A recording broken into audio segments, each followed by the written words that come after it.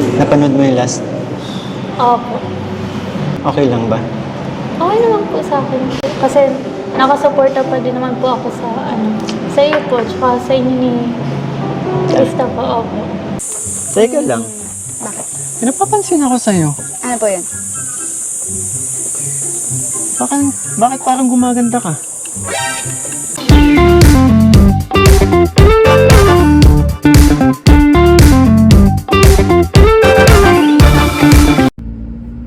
So yun mga kalingap, welcome back po sa ating YouTube channel. Isang mapagpalang araw po sa inyong lahat. At ayan, kung hindi pa po pala kayo nakapag-subscribe sa aking channel, ay huwag niyo po kakalimutan mag-subscribe and like and share po na aking mga video para lagi po updated sa ating mga uploads. So ngayon po mga kalingap, big shoutout pala muna sa ama po ng kalingap, si Kuya Val Santos Matubang, Ate Edna, Kalingap Rab, at sa lahat po ng mga kalingap partners, kalingap actors at mga K-boys. So ngayon po mga kalingap ay meron naman tayong gagawin ng isang reaction video patungkol po sa mainit na usapin po ngayon sa Chris at ganun din tungkol po kay Eden. So dito nga po mga nakarang araw ay na-vlog po ni Kalingap Rab ang dalawang bagong Kalingap Angel na si Krista at yung datihan na po na si Eden. So dito po may bibigay tayo ng reaction video base sa kung ano napansin natin at sa kung ano po nangyayari po dito po sa kanilang tatlo. So panoorin po natin guys yung mga short videos. Hey Eden, Hello po Kuya Mikoy. kumusta ka na? Okay naman po. Kayo po, kamusta po kayo? Okay naman. Napanood mo yung last? Opo. Anong okay lang ba? Okay naman po sa akin. Kasi nakasuporta pa din naman po ako sa iyo po, tsaka sa inyo ni Krista po. Opo. Hindi ka naman nagtanim ng sama ng loob sa akin? Hindi po. Sure ka? Actually, ginusto talaga kitang makausap. Kasi gusto kong kumustahin ka. Alam mo naman, yun yung last na nangyari, di ba? Parang andun yung guilt sa akin. Kasi dapat ako yung susuporta sa'yo, di ba? Naiintindihan ko naman po. Talaga? Opo. Salamat kung naiintindihan mo. And gusto ko lang din mag-sorry sa'yo dahil sa naging desisyon kong yun. Wala naman po kayo dapat ikaw yung sorry kasi deserve din naman po baga ni Krista na matulungan po. And naiintindihan ko rin naman po kasi ginagawa niya lang din naman po yun para makatulong po kay Krista. At parang iba yung timpla mo ngayon. Huh? Iba ba? Oo. Hindi Siguro hindi mo pa din matanggap yung last time. Nananalo ako. Paano matatanggap? Dinaya mo ko. Nako. Pero, ham na yan. Akala na yan eh. Krista, pakita ka naman ng konting sayo. Nagbablog tayo, oh. Sige. Yan, ganyan nga. Cute mo talaga. Ang hangin. Nakita mo, nag-shades na ako. Bakit? Para di ka ma-distract. Yan, tama yung ginawa mo. Yan ang malaking tama yung ginawa mo. Oo. Pero, Pero- dapat nag-ready ka kasi pinagandaan ko yung magiging performance ko mamaya. Ako pa. Ready ako. Lagi. Lagi po ako ready. Kaya, naku, tsamba lang yung nakaraan, alam ko. Kasi, tingnan mo, nawala lang talaga ako nun. Basta nawala lang. Nawala ka kasi nga, nadidistract ka sa mga tingin ko. Hindi talaga. Sadyang, medyo na lang talaga yung lyrics ko. Saka yung boses ko. Pero ngayon, sinisigurado ko na ako yung mananalo ngayon. Paano kapag nadistract ka na naman? Hindi. Nag-ready na po ako. Pinag-practicean ko na yan. Kaya, wala. Sigurado ka ba? Kasi ako, naganda ako. Ang hangin talaga. Paano mahangin? Papawisan na naman nga ako. Nag-white na nga lang ako para hindi nabakat yung pawis ko. Last vlog, baka nakita ko bakat na bakat yung pawis ko eh. Alam mo, madadaan ako sa pag ganyan-ganyan. Patanggal-tanggal ka pa ng shades. Napag-practicean ko na yun. Ako pa. Sigurado ka ha? Oo naman. Ako pa. talaga. Diyos ko naman. Ay, nako. Oo nga, sarap ng hangin. Sana ganito palagi, no? Teka lang. Bakit? May napapansin ako sa'yo. Ano po yun? Bakit parang gumaganda ka? Huwag mo ko umbiruin ha. Taratanghaling tapat. Teka nga. Ang ganda ng kilay mo ngayon, ah. Teka lang. Alam mo kung bakit? Ah, Nung last time kasi, binabash mo yung kilay ko. Sinabi mong hindi pantay.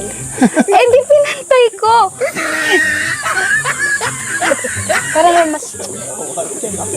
pinaganda mo siguro ako, no? Hindi. Pinagandaan ko yung vlog. Nag-ayos ka ba para sa akin? Hindi. Para sa vlog. Siyempre. Talaga lang, ha? Mm. Pero, Mm. yun nga, napansin ko ang ganda-ganda mo ngayon.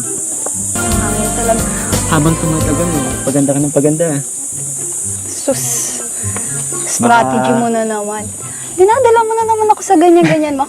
So ayun guys, napanood po natin yung ilan sa mga short videos po na nakakuha po natin dito po sa last episodes po ng vlog po kay Eden at kay Krista. So kung mapansin nyo po, nandyan po pareho. May appearance po si Kalingap Mikoy sa parehong vlog. So punta muna tayo guys sa punta muna tayo kay Krista. Dito po sa vlog po kay Krista, kita naman natin na grabe po yung yung kilig, grabe ang chemistry at ang saya sa puso, ang sarap panoorin, ang sarap sa mata. Para silang ang gwapo, maganda, 'di ba? Parang nakaka-good vibes talagang panoorin yung dalawa. Parehas makulit.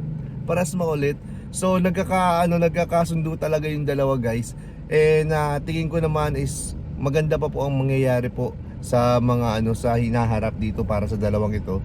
At parang hindi pa nga po love team ang tawagan sa kanila, parang tandem pa lang po, Ngayon nga po guys, bagamat nalulungkot din ako para kay Eden guys, pero palagay ko this is the best for Krista and kay Mikoy. Kasi sobrang dami na po na nagre-request. Biro nyo guys, sa ilang episodes pa lang, sobrang dami na ng naghahanap sa Mikris, no? Tsaka dito po sa Mikris na to, kahit bata, matanda, talaga nag-i-engage po. Kung mapapansin po ninyo dun sa premiere po ni Kalingap Rob, sobrang dami po ng viewers, na yung mga viewers nagagawa lang po ng mga ng mga Big 3 love teams po pag naka-premiere. Pero ngayon po itong Mikris po, talagang sa mga ilang episodes pa lang is na-reach na nila agad yung ganong level, no? I mean, hindi naman siya ganun kaagad yung level nila, kundi nandun sila, nakakasabay sila dun sa Big 3 po na love team. Ngayon po, dito naman tayo kay Eden. Si Eden kasi guys, hindi lang masyado nagsasalita, pero kung mapansin po natin sa last vlog po nila, medyo bakas po, bakas sa mukha po ni Eden yung sabihin na natin lungkot at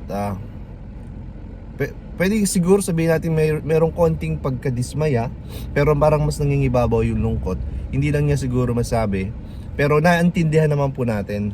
At isang ko lang dito, ang isang palaisipan lang din po sa akin dito ay may appearance po si Mikoy, which is akala ko hindi na siya magpapakita dun sa vlog kay Eden, kasi nga yun, kapag naka-decide na siya, di ba? Naka-decide na po siya na kay Krista na po siya kumbaga mag-all in. Ayan. Pero siguro dahil din sa yun nga, sabi ni Kalingap Mikoy, dahil din sa guilt, may guilt po siyang nararamdaman, kaya personal siya humingi ng sorry or ng patawad kay Eden, kasi baka naman na-expect na po yung nag-expect naman si Eden. So tama lang din naman yung ginawa ni Mikoy, which is wag po tayong magalit kay Mikoy guys, kasi si Mikoy po ay naipit lang din po sa sitwasyon, si Mikoy po ay hindi naman po niya talaga ginusto po yung ganong mamimili siya, kaya lang po hiniling lang po talaga ng pagkakataon at ng mga viewers. So ayun po, Basta tayo guys, give love lang po tayo sa dalawang beneficiary po ni Kalinga Prab, at kay Eden, kay Krista, and doon sa mga sponsor po. Kung pwede na, mahiling sana ako sa inyo, bigyan po natin ng pansin po si Eden, na matulungan po, mabigyan natin ng tulong kasi deserving din po siya. Isa po siya sa mga pinakamababait, masisipag mag-aral, at napaka-humble din na bata. And sa sa Mikris naman po, sa kila Krista, sana wish ko na lang is magtuloy-tuloy ng mahaba po yung samahan nila. Marami pa silang mapasaya na mga viewers. So, maraming salamat sa panonood po sa video na to. At wag niyo po pala kakalimutan, subscribe po ang ating YouTube channel, Kuya Nel po. And pa-like and share na rin po ng ating mga videos. And hit nyo rin po yung notification bell button para lagi po kayo updated. So, ayun po, maraming salamat. This is Loves You.